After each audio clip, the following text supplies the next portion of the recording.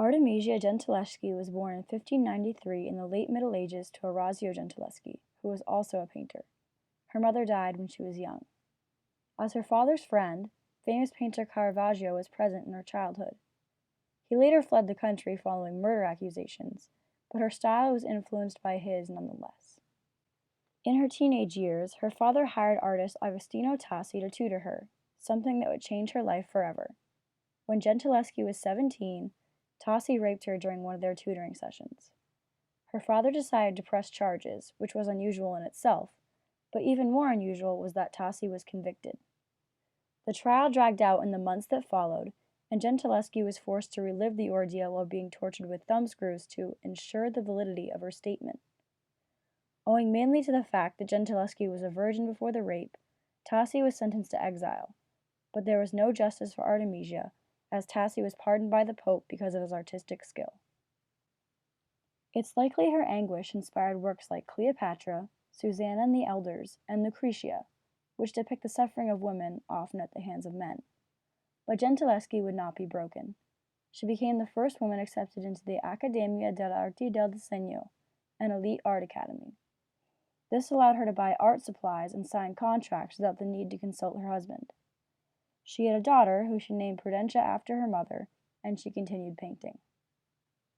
Gentileschi took her rage and turned it into paintings of women in positions of power, most notably Jael and Sisera, Salome with the head of St. John the Baptist, and Judith slaying Holofernes. The style of the Renaissance was realistic, three-dimensional painting with depth and realistic lighting and shading. Gentileschi, however, took it a step further and added an emotional depth to the people she was painting. It's very prominent in this scene, which shows the women struggling to hold Holofernes down. Other painters usually rendered the scene with Judith killing him unassisted.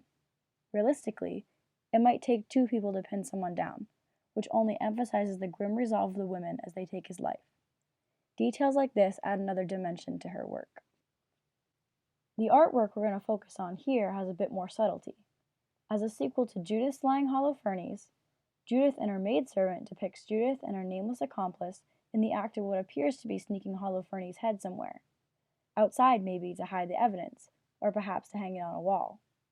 This artwork, like so many of Gentileschi's others, encompasses the collective rage of the women of the Renaissance. And they had a lot to be angry about, even those that weren't raped. In Joan Kelly Goodall's essay, Did Women Have a Renaissance?, she concludes that they largely did not, as the only choice women ever got in their life was to become a mother or to become a nun. But as much as they might have liked to, women couldn't go around beheading men. To survive, they had to be respectable and collected, and bury their anger along with their dreams. Judith and Her Maidservant reflects that hidden fury. At first glance, you might miss the sword at Judith's side and the decapitated head on the floor. The sword and head are purposefully cast in shadow, and the head is particularly hard to see, as it's towards the base of the painting. In fact, the many dark tones and sullen reds give the entire painting a dim, solemn look, so your eyes are drawn towards Judith's bright yellow dress and to the light cast over their faces. They look at something out of the left side of the frame, which gives a sense of urgency to the viewer, like they've been on the move but are now waiting for something to happen. Their faces, however, betray no emotion. They are calm, indifferent to the bloody mess at their feet. They do not look scared to be caught, and they don't appear to have any remorse.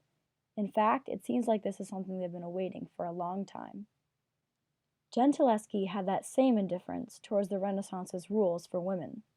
Having been considered an oddity simply for being herself and living her own life, she had no apologies for breaking the mold as well as people's perceptions.